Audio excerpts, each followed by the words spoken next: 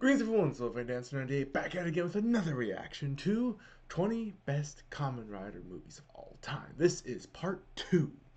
Let's get into it and see what the remaining 9 movies are.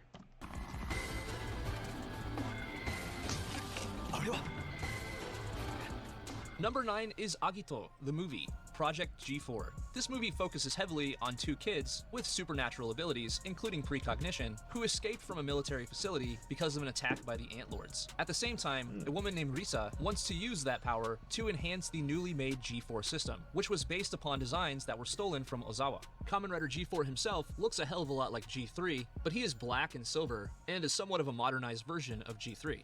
Henshin!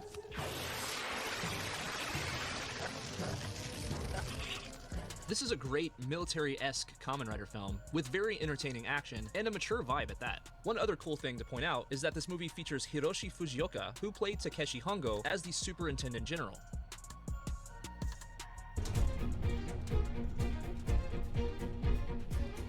Number 8 is Heisei Generations Forever. In this movie, a boy who is obsessed with Kamen Rider meets an Imajin and is granted his wish of being able to meet riders in person. Suddenly, Heisei riders of the past begin to show up, while Gyo and Build join forces with these Heisei riders in order to stop an evil timejacker named Tid.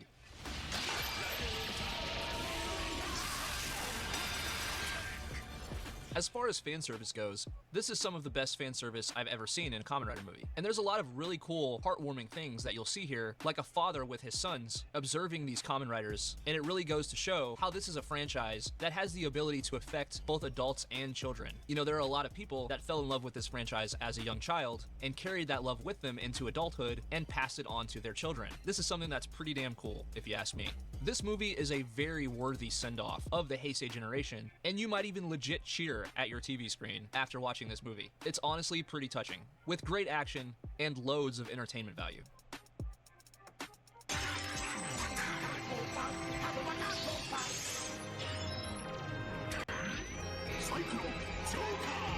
Next up is Kamen Rider and Kamen Rider Oz and Double, featuring Skull, Movie War Core. Another mouthful of a title, this movie features multiple sections, just like the other Movie War movies. Throughout this movie, Yu and Akiko I forgot one of them wore a hat. are set to be married, but Akiko is upset that her father is unable to attend their wedding, and she wonders why he even became a Kamen Rider in the first place. Thanks to the help of a yummy, she is able to see into the past and observe the answer to this question. This leads to the origin story of her father Sokichi as well as Shotaro, and it's pretty damn cool to see this angle of the story that we hadn't seen previously. The Oz section focuses on Kogami and Maki's research based around Oda Nobunaga, who is an ancient Japanese figure often called the Great Unifier of Japan. And he is personified by a mysterious man that calls himself Nobunaga, but there's clearly more to this guy than meets the eye. Eventually, they would team up, as is typical for these movie war movies, but a team up of Oz and Double is about as good as it can get. We have the epic origin story of Kamen Rider Skull and Shotaro, and we have Akiko acting insane as usual, so what's not to love? Accurate.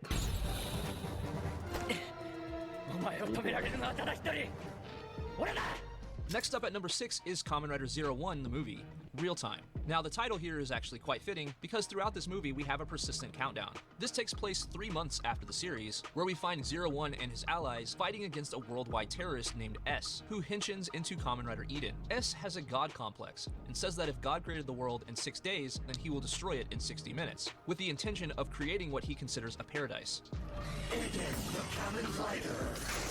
The creator who charges forward believing in paradise. S has thousands of followers due to a website called ThinkNet that on the surface appears to be an MMO game, but in reality it creates digital avatars of its users to go in line with destroying the world and replacing it with a digital utopia. These followers henshin into what are called Abaddon Riders. So pretty much anybody that has watched 01 and knows its story knows that the ending was kind of rushed due to the pandemic of 2020. I think this movie is Toei's effort to tell a cohesive story and give Aruto a quality ending. This movie isn't perfect, but the action is amazing. Some of the best action cinematography in any Kamen Rider films or series. I've seen a lot of people call this one Real Eyes, which is the name of the theme for the show, but it's called Real Time because it takes place in real time. Sounds like a promising movie. I gotta check that out. この街を地獄にするための Next up at number 5 is Kamen Rider Double Forever, A to Z, The Gaia Memories of Fate. If you're a fan of Kamen Rider Double, you've likely seen this film already because it features one of the coolest evil riders of all time, Kamen Rider Eternal. In my opinion, this makes a better finale than the actual finale of the show, where we have Mitsuda Matsuoka, the singer of the Kamen Rider Drive theme song, guest starring as Kamen Rider Eternal, who leads a mercenary group called Never, and he is a more than worthy adversary to Double as he leads a ruthless assault on Futo City. As one of my viewers pointed out to me in the past, Futo is more than just a city, it is a character in and of itself. And throughout the show, there was so much detail and thought put into it to flesh it out and make us care about it, that when Eternal shows up to attempt to destroy the city, these are stakes that we actually care about. Like I said before, Eternal leads a group called Never, and the mercenaries that work underneath him are pretty unique from one another, and they use T2 memory sticks, making them quite powerful. There are a lot of forms here used, and this movie also features Oz in an early appearance.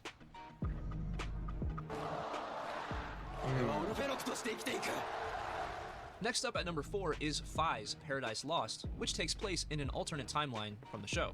I remember seeing that guy. Smart Brain has gained control of the entire world, and the human race is on the brink of extinction. The few remaining survivors consider Takumi to be the savior of humanity, until he is presumed dead. Mari forms a resistance group, and they fight against the Orphanox and try to obtain the Emperor belts. Meanwhile, Takumi is still alive, but living under a false identity in a camp called Paradise, until danger comes to his doorstep and he eventually remembers who he is and decides to fight. After all, you're only human. This feels like a legit Hollywood movie. Very post-apocalyptic. Basically, humanity is almost extinct. There are very, very few survivors, only a few hundred. So it feels pretty heavy, and you will find yourself rooting for Fies quite a bit, because the deck was stacked against him so much. We have an Orphanoch named Leo, who speaks English throughout the movie, which is a little strange, but also cool, and he henshins into Kamen Rider Saiga, as well as Yuji henshining into Kamen Rider Orga, a very, very cool looking form, in my opinion, whose helmet almost resembles that of a Spartan. I think that if you have friends that aren't into Kamen Rider and you want to introduce them to it, this would probably be a good movie to show them because it's self-contained and it feels a lot more like a Hollywood movie than just a Kamen Rider film. Have to keep that in mind.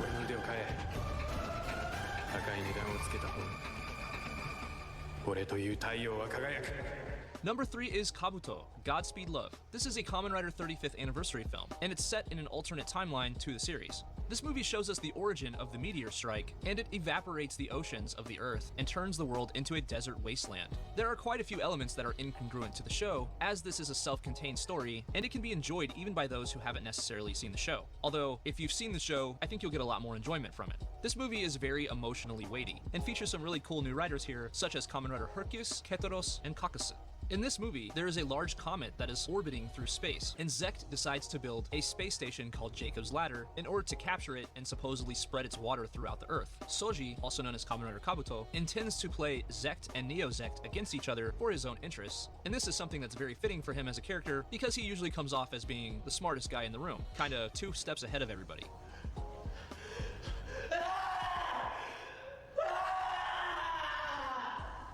Like I said, this story is very emotional and heavy, with a heavy emphasis on the relationship between Kagami and Hiyori. And I don't want to spoil anything, but there are things that happen in this movie that will hit you hard, and we actually see Soji lose it and get really, really upset and emotional, something that doesn't happen very often at all. It kind of goes to show that he's more than just the arrogant prick that he comes across as in the beginning of the series. This movie is epic, and it will tug on your heartstrings. Sounds like it. Jesus, that's promising. Whoa.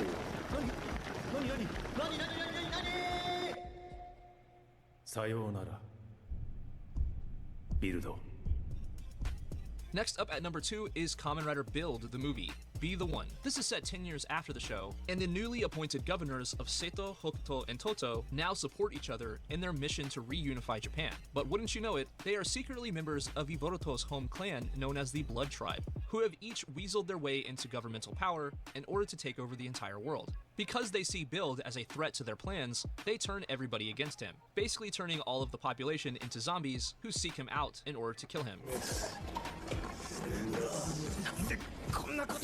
This film was dedicated to Daiichi Nobe, who was an Engine Bros suit actor who unfortunately passed away suddenly 2 months prior to this movie's release. And this movie is more Build, so what's not to love about that?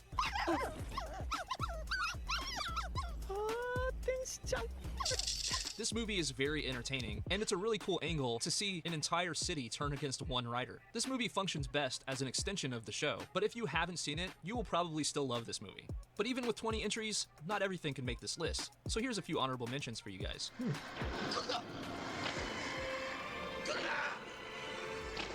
Shin Kamen Rider Prologue. This film celebrates the 20th anniversary of the franchise, and it was meant to attract fans of the original series that had grown into adults, hence the much more dark and violent tone. Shotaro Ishinomori originally planned for him to be called Kamen Rider Gaia, with the suit design more in line with the other Showa riders, but later on this was changed to Kamen Rider Shin, and he was given a much more biological and insect-like appearance.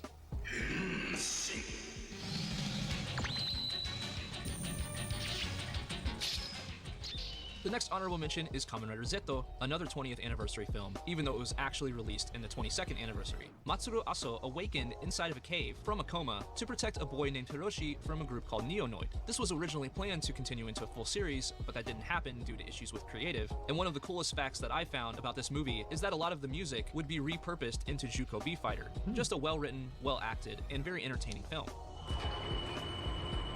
Hibiki.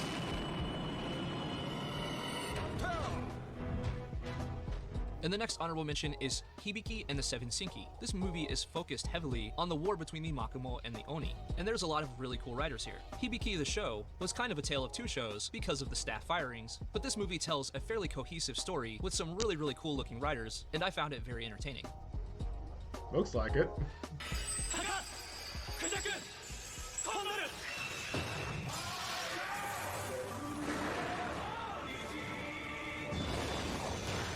And now, what I view as the #1 Kamen Rider film of all time, Kamen Rider O's 10th anniversary Core Medal of Resurrection. In 2021, 10 years after the events of the show, Ankh revives into a world that is very dark and dystopian. Ancient Oz has returned and has pushed humanity to the brink of extinction. Ankh meets up with Eiji, and they form a resistance alongside Shintaro, Akira, and Hina, but everybody in the group can tell that Eiji is not who he seems.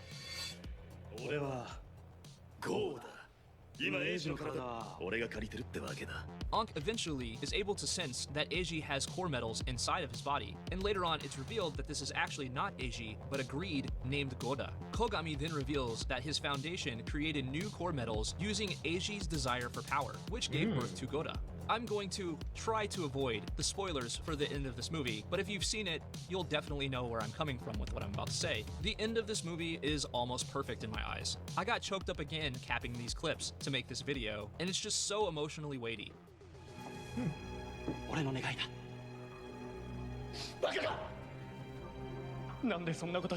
We see the heartfelt and heavy conversation between Eiji and Ankh before they team up for their epic battle as Tajador Eternity, which I have to say is one of the coolest looking forms in Kamen Rider. Feel free to disagree, but damn, I think that it looks just incredible. As far as users of rider powers, I think Eiji is about as good as it gets. You want to talk about a hero? Someone that's selfless? That's Eiji. And the end of this story is so fitting for his character that I can find very few faults in this film. The first half of the movie, you know, if you really want to nitpick, you could probably find some things that have room for improvement. But to me, the final act of this movie washes all of that away. And like I said before, the only time I've ever shed a tear while watching Kamen Rider was during this movie. So take that for what you will. But you know what, guys? Those are just my picks. And with so many Kamen Rider movies, I'm sure there'll be a few disagreements. So let me know what your favorite Kamen Rider movies are in the comments. And if you enjoyed this video, it would mean a ton to me if you would smack the shit out of that like button. Thanks for watching. I'll catch you next time. Bye. So him and the whole smacking it out of there, smack that subscribe button. Love it. Anyway, hope you guys enjoyed this. I certainly did. Looking forward to seeing what else is going to happen in the upcoming videos I have planned for the apology of lack of videos last week, mostly from holidays. So, look forward to those guys, because I'll be doing more Kamen Rider stuff like top 10 lists, some other clips, maybe a band here and there, but we'll see how it goes. In the meantime, you guys take care. I'll see you in the next video. Bye!